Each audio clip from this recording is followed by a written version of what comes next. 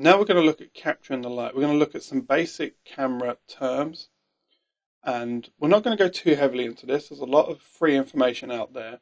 We want to understand how we're actually capturing light.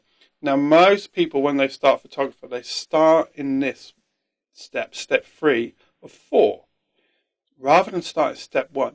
So if you started in step 3, go back, because what it is, a lot of people that start photography is interesting because it brings two types of people. It brings the creative and the analytical.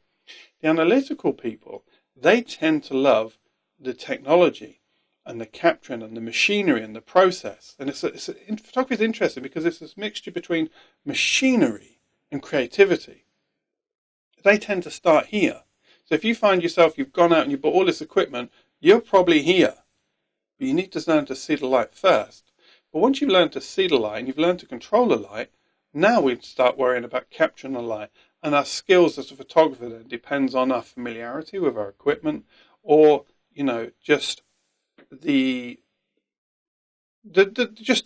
sheer quickness of being able to access equipment, use equipment quickly.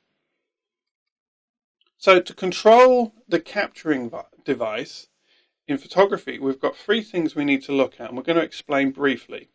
And these 3 things together create the exposure. So we've got ISO, we've got shutter speed, and we've got aperture.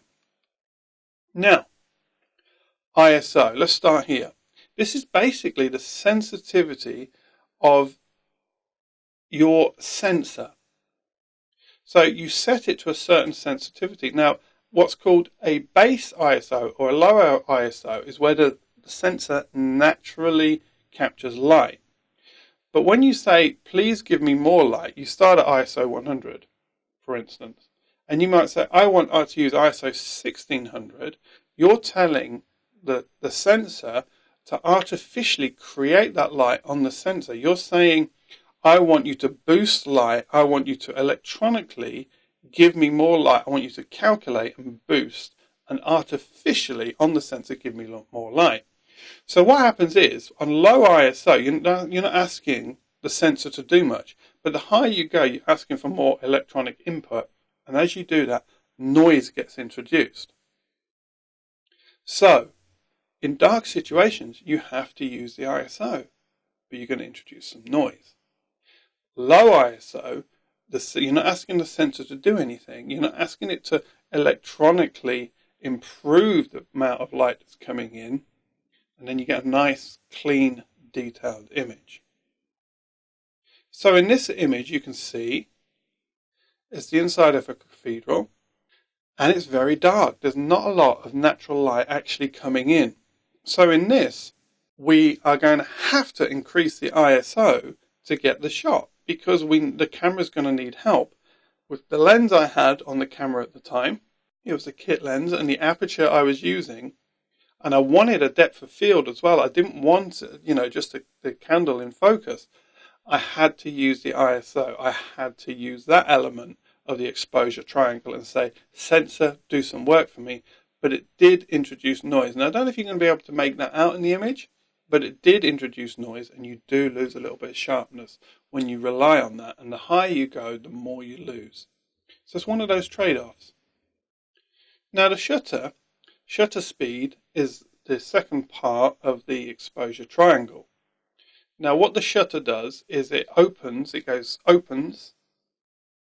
and then, best way to show is it opens and then it closes. And that time that it's open is the amount of light that comes in.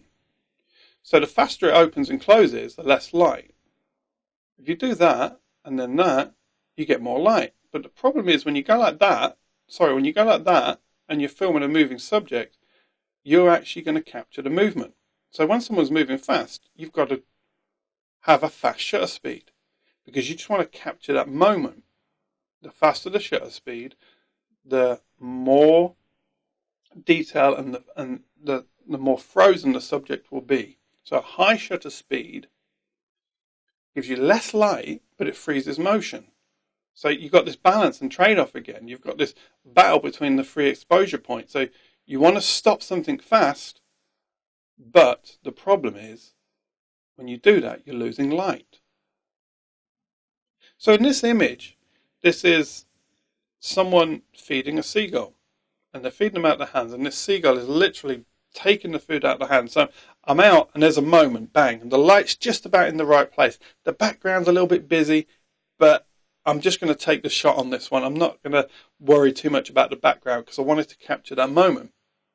So the scenes are backlit, but I want to capture the bird. So I needed a high shutter speed. So I quickly turned up my shutter speed as high as I could in the light, but still keeping an exposure. And here we can see the bird's feathers are still slightly out because they're moving that fast.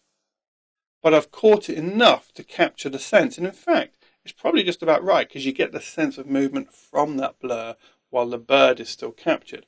So in this instance, bright sunlight, high shutter speed, I was able to capture the action. So if you're doing sports, wildlife, anything like that with movement and you want to capture, that's when we need to prioritize that part of the exposure triangle. We need to make sure the shutter opens and closes very, very fast. But that does mean we're going to lose light, so we might need to compensate with ISO, or in some cases, as we go to the next part of the exposure, we might need to open up the aperture of our lens. So the third part of the exposure triangle is the aperture, and this is what I think where most people will get a little bit confused because the way it's set up. Now, obviously, we're talking about manual controls here. If you're using an iPhone, it's going to do all this for you if you're using a smartphone. But when you do eventually move up, and you will move up to a camera with manual controls, you'll want to understand about the exposure triangle. So a large aperture on a camera, typically lens, is f1.4. So prime lenses with a large aperture where they've got a lens inside, opens up big. There's like an aperture inside. It's actually a diaphragm or some little pieces of metal that will just open up. And the larger they are, the larger that will open, the larger the aperture. Now, so a large aperture gives lots of light. Great, you say. But here's the problem. It gives you a very small depth of field. So that means maybe like a 1.4 aperture on, say, a 90mm lens at a certain distance is only going to give you a few centimeters of things in focus. Now that can be used creatively, but sometimes that can be a disadvantage.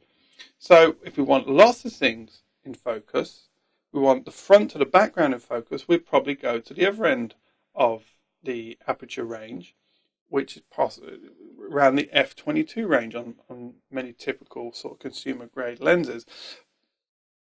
But what confuses people is the large aperture is the small number and the small aperture is the large number. And this is where you've got to remember it in reverse. It's the other way around.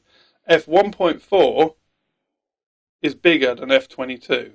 So just that's the bit people get stuck on. But the aperture then, so if we want to get more light into the camera, then we have to work with the aperture. So 1.4, for instance, is going to allow much more light in, but it's going to give you a very narrow depth of field. So let's have a look at an image where we can see that in action. In this image, as you can see, we've shot with probably an 85mm on a very low aperture, maybe 1.4 to 1.8. And what that's done is we've got a very small part of this flower actually in focus. And even the back of the flower starts to go out of focus. But the background, which was flowers, a flower bed, has gone completely blurry, and we've been which has enabled us to completely isolate the tulip. So a narrow depth of field, create a high aperture will create a narrow depth of field, but it will kill the background. It will create what we call bokeh. And that bokeh will be really soft and smooth. So when we use that part of the exposure triangle, we are going to get more light, but we are only going to get a very narrow depth of field. And one of the things I really don't like seeing is portraits of people, one eye's in focus and one eye's out of focus. And that's because people have used this technique for that. And that's a personal bugbear of mine. I make it a rule, but that's what you're seeing. For me, when both eyes should be in focus, commercial photographer, both eyes should be in focus. We should be able to see both eyes, not one or the other. So creating an exposure is a balance of all three elements. You have to trade the strengths and weaknesses. So, sometimes you have to use the ISO to get a little bit more light in. Sometimes you want to use a large aperture, say 1.4, to get more light in. And then at other times, you need to slow the shutter speed down to get more light in. But if you want to film a moving subject, for instance, you need a fast shutter speed. But let's just say they're a runner and you want the other runners around them in focus. Then you can't use the aperture of the lens. You can't go to f1.4 because now they're not going to be in focus. So now you're relying on the ISO. Modern cameras, when you start getting into pro level cameras, like I've used the 5D Mark III, you can shoot up to ISO 12,800. Most DSLRs will shoot up to 1600 ISO. And I'm not going to go into what all these different stops of light. This is an introduction. What I want you to understand is there's three things you can control. And as you adjust those, and they are measured in stops of light, but I'm not going to go into that. As you adjust those three things to compensate for what you're trying to achieve, you create the exposure and you get the light you need. Now, of course, we could talk about the correct exposure, but I would just say, simply put, just use the dial on the back of your camera. Don't worry too much about light meters and all this other equipment. On the back of your camera, you've got a little triangle that sits on an exposure line, and typically you want it around the middle or 2 stops over, depending on how bright or dark the scene is. And if you can learn to adjust them to the right places, that's all the exposure control you need. And you adjust those controls by using the 3 triangles. ISO, just to recap, ISO is the sensor artificially boosting the light and creating more noise as you use it more.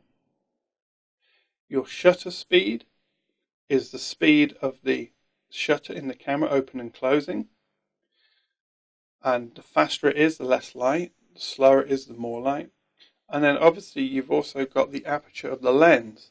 The wider open that is, the larger the aperture, the smaller the depth of field, and the less, the more out of focus the background is going to be. And that's just some of the really simple ways to look at this. It does get a lot more complex, but this is just here to give you a basic comprehension and a basic grasp of the subject.